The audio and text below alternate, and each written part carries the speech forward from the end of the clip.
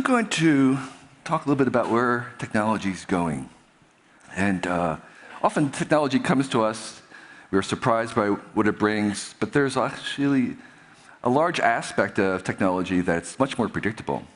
And that's because technological systems of all sorts have leanings, they have urgencies, they have tendencies. And those tendencies are derived from the very nature of the physics, chemistry of wires and switches and electrons. And they will make reoccurring patterns again and again. And so those patterns produce these tendencies, these leanings. You can almost think of it as sort of like gravity. Imagine raindrops falling into a valley. The actual path of a raindrop as it goes down the valley is unpredictable. We cannot see where it's going, but the general direction is very inevitable. It's downward. And so these baked-in tendencies and urgencies in technological systems give us a sense of where things are going at the large form. So in a large sense, I would say that telephones were inevitable, but the iPhone was not. The internet was inevitable, but Twitter was not. And so we have many ongoing tendencies right now, and I think one of the chief among them is this tendency to make things smarter and smarter. I call it cognification, also known as artificial intelligence, or AI. And I think that's going to be one of the most influential developments and trends and directions and drives in our society in the next 20 years.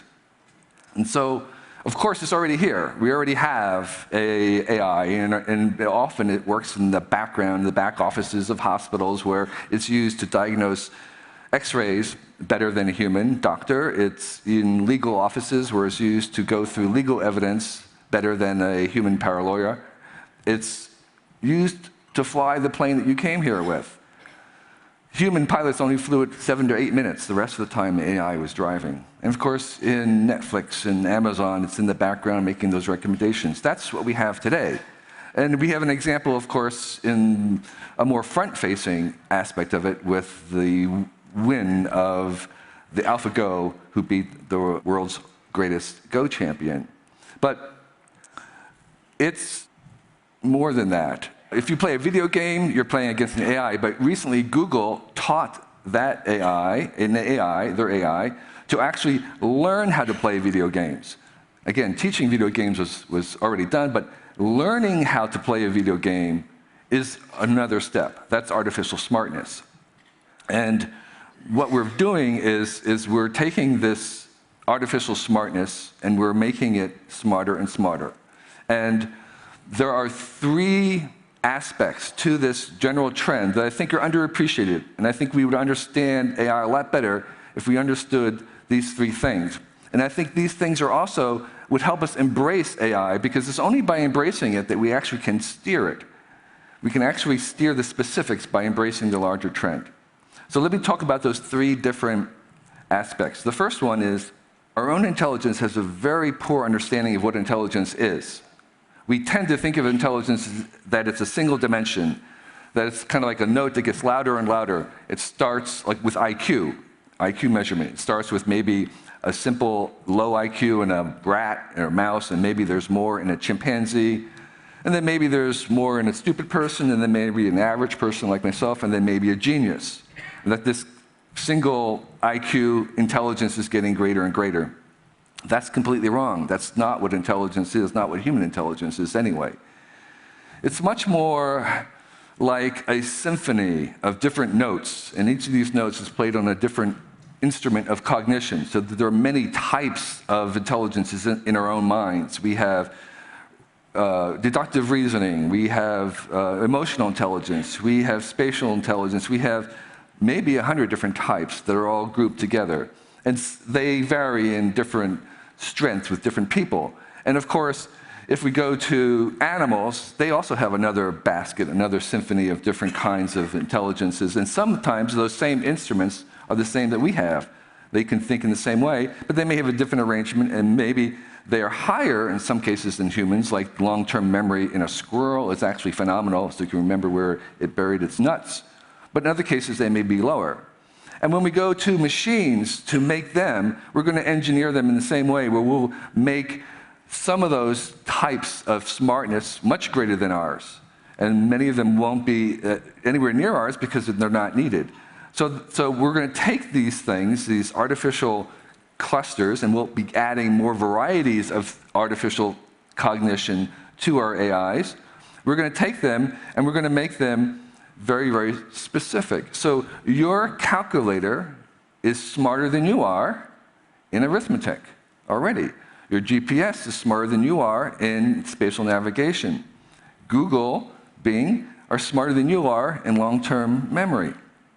And we're going to take, again, these kinds of different types of thinking, and we'll put them into like a car. And the reason why we want to put them in a car so the car drives is because it's not driving like a human. It's not thinking like us. That's the whole feature of it. It's not being distracted. It's not worrying about whether it left the stove on or whether it should have majored in finance. It's just driving. Just driving, okay? And we actually might even come to advertise these as consciousness-free. They're not without consciousness. They're not concerned about those things. They're not distracted. And so, in general, what we're trying to do is trying to make as many different types of thinking as we can. We're going to populate the space of all the different possible types or species of thinking. And there actually may be some problems that are so difficult in business and science that our own type of human thinking may not be able to solve them alone. We may need a two-step program, which is to invent new kinds of thinking that we can work alongside of to solve these really large problems, say like dark energy or quantum gravity. So what we're doing is we're making alien intelligences. You might even think of this as sort of artificial aliens in some senses. And they're going to help us think different because thinking different is the engine of creation and wealth in the new economy.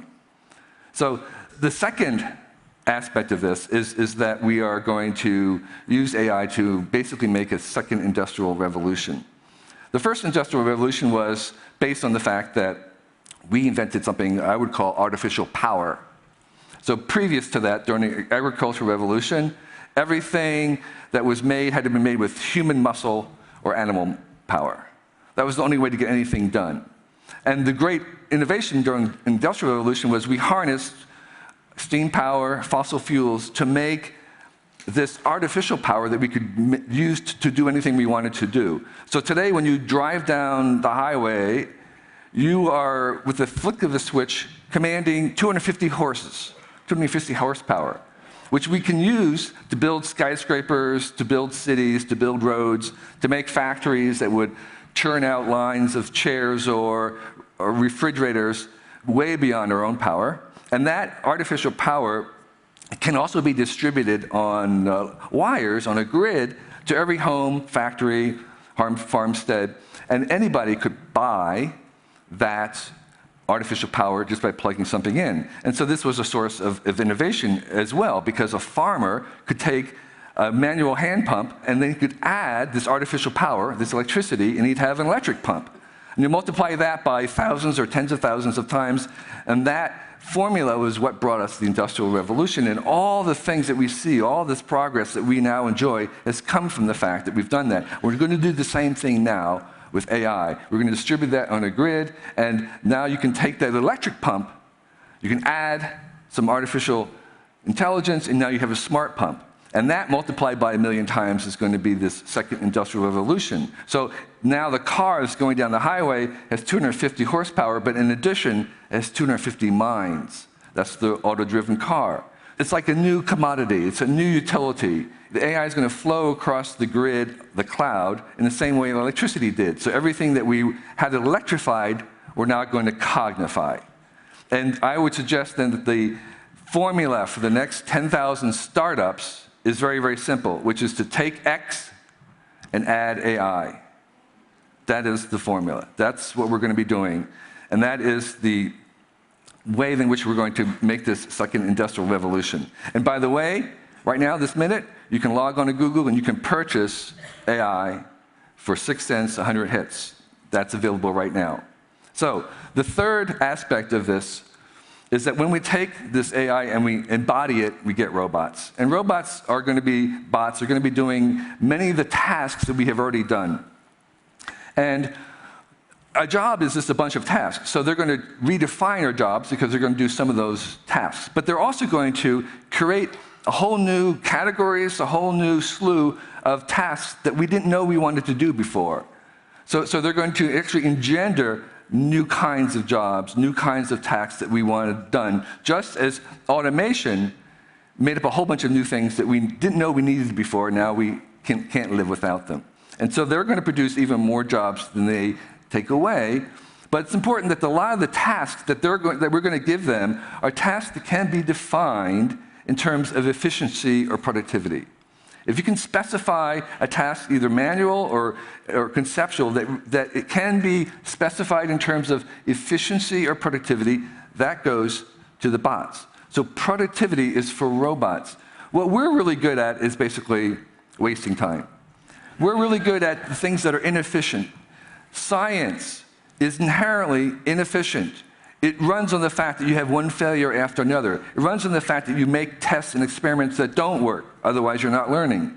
It runs on the fact that there is not a lot of efficiency in it. Innovation, by definition, is inefficient because you make prototypes, because you try stuff that fails, that doesn't work. Exploration is inherently inefficiency. Art is not efficient. Human relationships are not efficient.